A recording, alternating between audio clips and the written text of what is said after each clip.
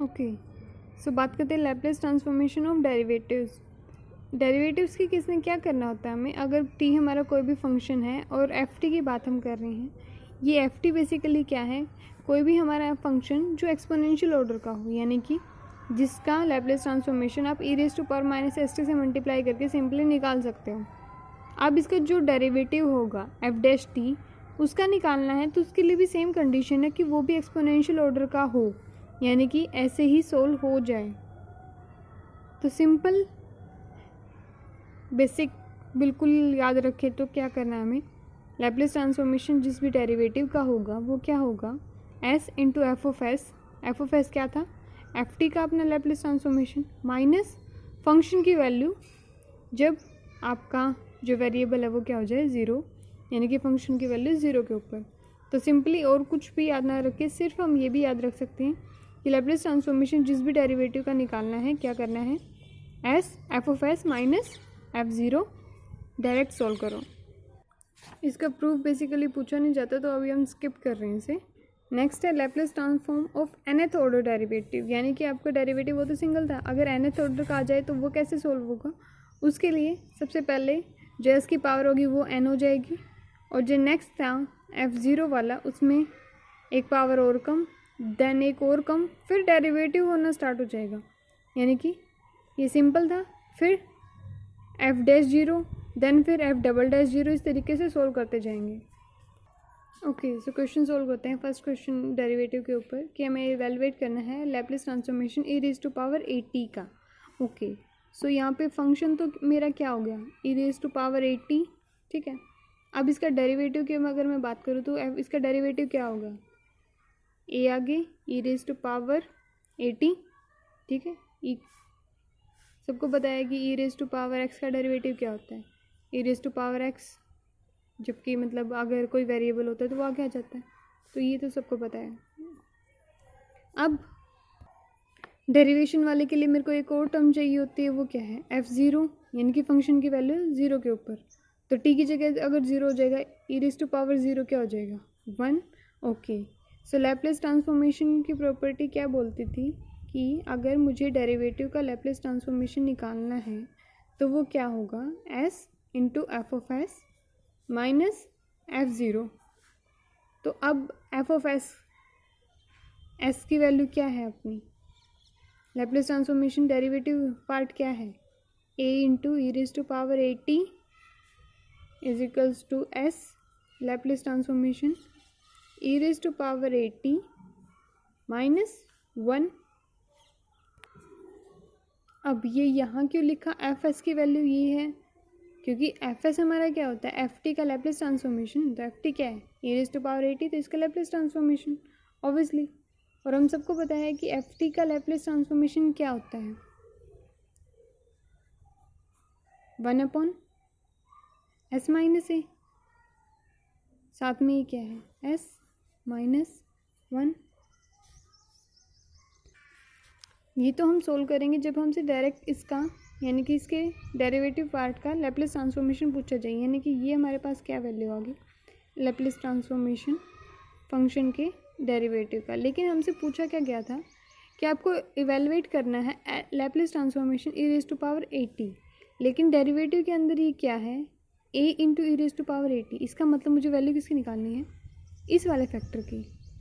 तो हम चाहे तो ये स्टेप कर सकते हैं, वरना स्किप करेंगे तो कोई प्रॉब्लम वाली बात नहीं है। अब इसकी वैल्यू मैं कैसे निकाल सकती हूँ, इस वाले पार्ट के अंदर ए कॉन्स्टेंट है तो मैं ए को बाहर ले सकती हूँ, क्या आ जाएगा, Laplace transformation E raise to power A T का, that is equals to S Laplace transformation E raise to power A T minus 1। अब ये दोनों ही सेम क्वांटिटी हैं, यानी कि Laplace transformation E raise to power A T का है, तो मैं क्या करती हूँ, 1 माइनस का ही साइड ले आती हूँ, ये 1 प्लस का हो गया, और यहाँ पे क्या हो गया, इस चीज़ को अगर मैं उधर लेके जाऊँ तो एस माइनस ए कॉमन ले लिया मैंने, Laplace transformation E raise to power A T का। ओके, सो इसकी value e raise to power A t के लैप्लेस ट्रांसफॉर्मेशन की क्या आ गई, 1 अपॉन एस माइनस ए, और जो कि हमें पता है, जो कि हम पहले ही यूज़ कर रहे थे, क्योंकि ये तो आइडेंटिटी है कि लैप्लेस ट्रांसफॉर्मेशन इसकी वैल्यू क्या आती है, 1 अपॉन एस माइनस ए। नेक्स्ट क्वेश्चन है, लैप्लेस ट्रांसफॉर्मेशन निकालना है हमें साइन 80 माइनस 80 कोस 80। अब इसको हम सिंपली भी निकाल सकते हैं। सिंपली कैसे भाई, मतलब इसका अलग से निकाल लिया, इसका अलग से निकाल लिया, लेकिन अगर डेरिवेटिव वाली प्रॉपर्टी यूज़ करेंगे तो वो ईजिली निकलेगा। तो उसके लिए सबसे पहले क्या करेंगे, अपना फंक्शन ये है एफ ऑफ टी, क्या साइन 80 माइनस 80 कोस 80। अब सबसे पहले तो मैं इसका डिफ्रेंशिएशन नहीं निकाल देती हूँ, इसका डेरिवेटिव। तो क्या आ जाएगा, साइन 80 का क्या आ जाएगा कोस 80, और ए क्या आ जाएगा बार मल्टीप्लाई में। अब माइनस यहाँ पे टी एंड कोस टी दो फंक्शन हो गए, तो यू भी निकालना पड़ेगा। तो यू वी के लिए क्या करेंगे, ए को तो मैं बार ले लेती हूँ, सॉरी ए की माइनस है, ए को मैंने बार ले लिया। अब मैंने टी को कांस्टेंट रखा, डेरिवेटिव किया कोस 80 का, तो क्या आ जाएगा माइनस साइन 80, और ए का फिर अलग से, देन प्लस में। अब कोस 80 एज इट इज़, टी का क्या हो जाएगा 1, तो मैं क्या लिखूँगी कोस 80। सोल्व करते हैं इक्वेशन को, क्या मिला कोस 80 इंटू ए माइनस माइनस ये वाला तो प्लस हो जाएगा 80 ए स्क्वायर इवन, क्योंकि एक ए अंदर भी है, साइन 80 माइनस ए कोस 80। अब ये दोनों तो same quantity with opposite sign हो गए, तो इनको कैंसिल करते हैं। तो सिर्फ क्या बचा ए स्क्वायर टी साइन 80, ये हमारा डेरिवेटिव पार्ट हो गया। ओके, सो हमें अब क्या चाहिए, फंक्शन की वैल्यू 0 के ऊपर। तो फंक्शन की अगर मैं 0 वैल्यू पुट करूँ तो क्या आ जाएगा साइन 0 0, ओके। कोस 0 0 नहीं होता, लेकिन बार टी भी मल्टीप्लाई में है, तो इस 0 की मल्टीप्लाई करोगे तो क्या आ जाएगा 0। तो f0 की वैल्यू तो क्या आ गई 0। तो इसका मतलब मैं निकाल लूँ Laplace transformation F dash T, तो वो क्या हो जाएगा S F of S minus f0, जो कि हमें पहले से पता है। अब लैप्लेस ट्रांसफॉर्मेशन किसका है, ये डेरिवेटिव पार्ट का, यानी कि ए स्क्वायर टी साइन 80 का, वो क्या आ जाएगा डायरेक्ट हमारा एस एफ ऑफ एस के इक्वल, क्योंकि f0 की वैल्यू तो क्या है 0, तो ये तो ख़त्म हो गया, तो ये दोनों एक दूसरे के इक्वल हुए। अब मुझे वैल्यू किसके निकालनी थी, लैप्लेस ट्रांसफॉर्मेशन निकालना है इस पूरे फंक्शन का, यानी कि मुझे क्या निकालना है Laplace transformation F of T का। वो क्या होता है एफ एस, इसका मतलब मुझे किसकी वैल्यू निकालनी है एफ एस की। तो मैं क्या करूँगी, एफ एस को एक साइड ले लिया, तो एफ एस क्या हो जाएगा 1/s इंटू ये फंक्शन लैप्लेस ट्रांसफॉर्मेशन ए स्क्वायर टी साइन 80, ओके। अब इसका सबको पता है, ए स्क्वायर वाले का कैसे निकालेंगे, ए स्क्वायर बाहर आ जाएगा क्योंकि कांस्टेंट है, बचा क्या सिर्फ टी साइन 80। टी साइन 80 का कैसे निकालते हैं हमें पता है, और बचा हमारा 1/s। तो साइन के केस में हमें पता है कि s और a इन्वॉल्व होते हैं, तो ये वहाँ से कट हो जाएगा, तो सिंपली हम निकाल सकते हैं इसका डेरिवेटिव। सोल्व कर लेना। नेक्स्ट क्वेश्चन है, हमें इवेलुएट करनी है Laplace transformation t into E raise to power minus T sine 3t।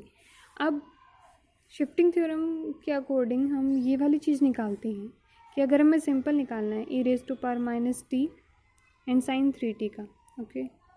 सो ये चीज़ क्या होती है, अपना ए जो भी है यहाँ पे अपॉन, वैसे तो सिंपल ऐसा आता है, लेकिन जब e raise to power multiply में हो जाती है तो क्या जो भी वो पावर है वो साथ में माइनस होती है, लेकिन ये क्या है -1, तो इसका मतलब माइनस माइनस क्या हो जाएगा प्लस। तो s+1 का होल स्क्वायर प्लस a का स्क्वायर यानी कि 9।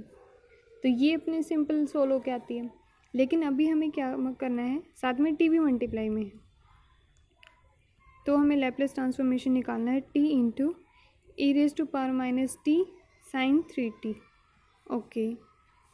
सो इसको हम सोल्व करते हैं किससे, डेरिवेटिव वाले पार्ट से। उसके लिए हमें क्या डेरिवेशन करना पड़ेगा, तो इसका डेरिवेशन किस तरीके से करेंगे, ठीक है, तो क्या हो जाएगा 1, लेकिन e raise to power minus t के केस में डेरिवेशन पार्ट क्या आ जाएगा -1 क्योंकि ये आगे आ जाएगा, बाकी तो सेम रहेगा।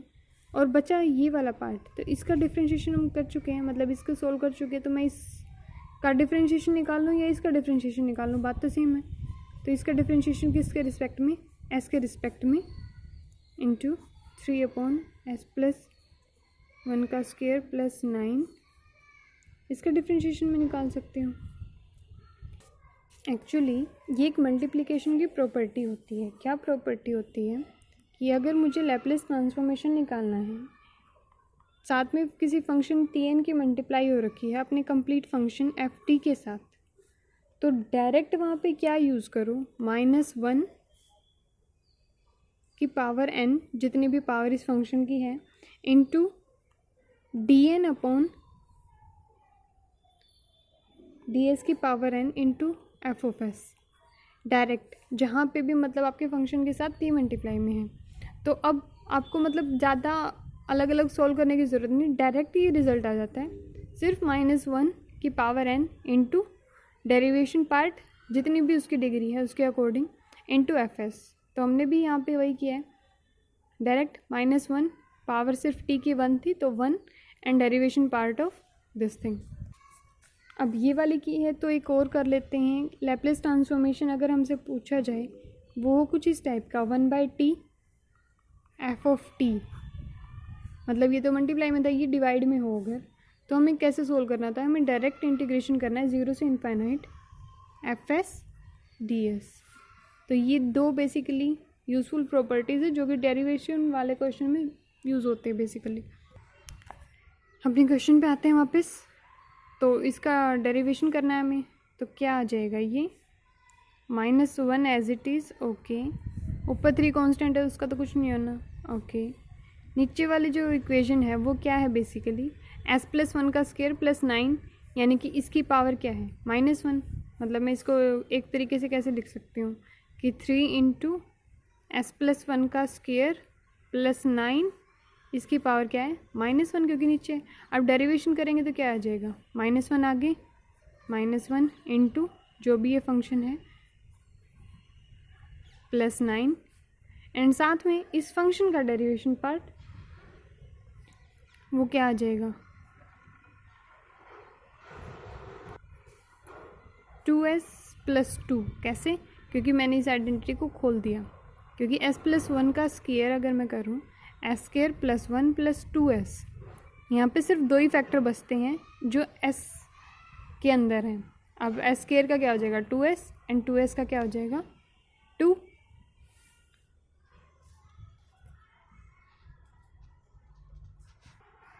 तो सिंप्लीफाई मेरे पास क्या आ गया, -1 एंड एक और -1 है तो ये प्लस हो गया, इंटू 3। अभी इसको भी मैं खोल के लिख देती हूँ, s² + 2s + 9 ये है, 1 ये है, 10। इसकी पावर कितनी, सॉरी -1 पावर आगे आ गई थी, तो क्या बचती है -2 पावर, क्योंकि पावर डिक्रीज होती है डिफ्रेंशिएशन में। और साथ में क्या है 2s + 2। और सिंप्लीफाई फॉर्म में बेसिकली लिख देते हैं, 3 से मल्टीप्लाई कर देते हैं तो क्या आ जाएगा 6x + 6 अपॉन s² + 2s + 10 इसका स्क्वायर। ये क्या आ गया अपना लैप्लेस ट्रांसफॉर्मेशन किसका, t into e⁻⁻t sin 3t का, ओके। अब अगर इसी सेम क्वेश्चन को, जो कि हमारा क्या था t e⁻⁻t sin 3t, इसी सेम क्वेश्चन में अगर मैं सेकंड प्रॉपर्टी लगाना चाहूँ तो, मतलब सेकंड टाइप का हो तो 1/t होगा, तो यानी कि t की जगह क्या हो जाएगा 1/t, यानी कि मुझे लैप्लेस ट्रांसफॉर्मेशन किसका निकालना है 1/t e⁻⁻t sin 3t। क्या प्रॉपर्टी थी कि हमें सिर्फ 0 से infinite fs ds direct integration करना है। तो अब हमें ये भी पता है e⁻⁻t sin 3t की वैल्यू क्या थी, 3 अपॉन दिस वन, यानी कि 3 अपॉन s + 1 का स्क्वायर प्लस, सॉरी 3 का, हाँ ये तो 1 है, 3 का स्क्वायर यानी कि इसका स्क्वायर। तो अब मैं क्या करूँगी, डायरेक्ट इंटीग्रेशन करना है, तो लैप्लेस ट्रांसफॉर्मेशन क्या हो जाएगा, e⁻−t sin 3t by t का 0 से infinite integration ds 3ds upon s+1 का स्क्वायर +9, डायरेक्ट इसका इंटीग्रेशन। अब ये किसका इंटीग्रेशन होता है, सिंपल इंटीग्रेशन है, आइडेंटिटी सिंपल यूज़ कर सकते हो, सॉल्व करो। सारे मैं ही क्यों करूँ।